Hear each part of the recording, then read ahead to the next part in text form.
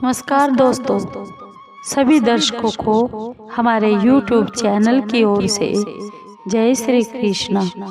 दोस्तों, कैसे हैं आप? उम्मीद है आप सब अच्छे होंगे। आइए आज का टॉपिक सुनते हैं। आज का टॉपिक सुनने से पहले अगर आप हमारे चैनल पर नए हैं तो प्लीज़ सब्सक्राइब कीजिए और बेल आइकॉन को ज़रूर दबाइए ताकि आप तक हमारे सारे नोटिफिकेशन पहुंच सके। दोस्तों, आपका एक सब्सक्राइब भी हमारे लिए बेहद ज़रूरी है।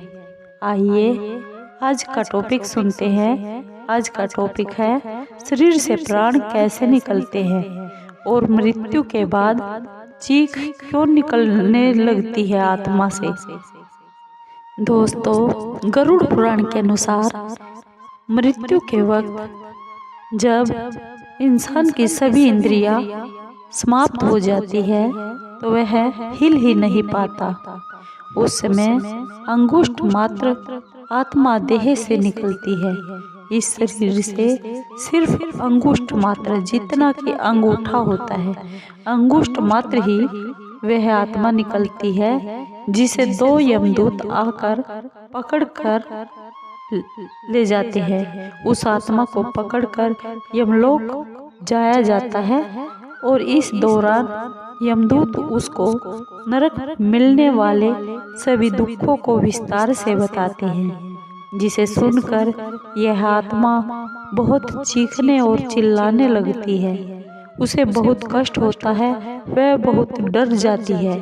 यमदूत उस पर दया नहीं करते और उसे आगे ले जाया जाता है। आत्मा को यमदूत अंधेरे रास्ते से यमलोक लेकर पहुंचते हैं। गरुड़ पुराण के अनुसार यमलोक का रास्ता धरती से 99,000 योजन दूर होता है। यमदूत यहाँ पर उस आत्मा को बहुत सजा देते हैं और यमराज की आज्ञा से जीवात्मा फिर से अपने घर आ जाती है। जीवात्मा फिर से शरीर में प्रवेश करना चाहती है, उस मरे हुए शरीर में प्रवेश करना चाहती है, लेकिन यमदूत उसे जोर से जकड़कर बंधन में बांध देते हैं और उसे बंधन से मुक्त होने नहीं देते। वह बहुत भूख और प्यास से तड़पती रहती है। जब उस आत्मा के पुत्र, परिजन, परिवार वाले यदि पिंड दान नहीं करते हैं तो वह प्रेत बन जाती है और जंगलों और सुनसान रास्तों पर जगह पर भटकती रहती है। इसलिए मृत्यु के 10 दिन ही बाद पिंडदान करने का शास्त्रों में विधान है। पिंडदान से मरे हुए व्यक्ति को मोक्ष की प्राप्ति होती है। यह आत्मा इस जीवात्मा से निकलकर 47 दिन के बाद यमलोक में पहुंचती है और इस शरीर को जलाने के बाद मृत देह से एक शरीर उत्पन्न होता है, जिसे जीवात्मा कहा जाता है। वह बहुत सूक्ष्म होता है। यमलोक में आत्मा और शुभ और अशुभ फल भोगने पड़ते हैं। यह वह सूक्ष्म शरीर ही भोगता है। जैसे इस शरीर को, इस हार्ड मांस वाले शरीर को पीड़ा होती है, दुख अनुभव होता है, इसी तरह बिल्कुल उस सूक्ष्म शरीर को भी ऐसे ही पीड़ा अनुभव होता है।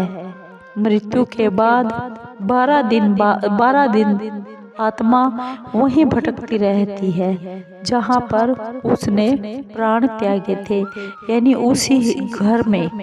13वें दिन आत्मा को यमदूत जबरदस्ती पकड़कर ले जाया जाता है। यमलोक का रास्ता वैतरणी नदी छोड़कर 86,000 योजन दूर है, जहाँ 47 दिन तक चलकर यह आत्मा उस यमलोक में पहुँचती है। इस तरह एक मृत्यु के बाद एक आत्मा का 16,000 पुरियों को पार करके यमराज के लोक परलोक तक पहुँचती है। इतना लंबा सफर होता है इस आत्मा का। जब यह मृत शरीर पड़ा रहता है वह आत्मा बार बार उस मृत शरीर में प्रवेश करने का कोशिश करती है, लेकिन यमदूत उसे बार बार पकड़कर मारते हैं, धमकाते हैं और डराते हैं। इसकी कोई पार नहीं चलने देते।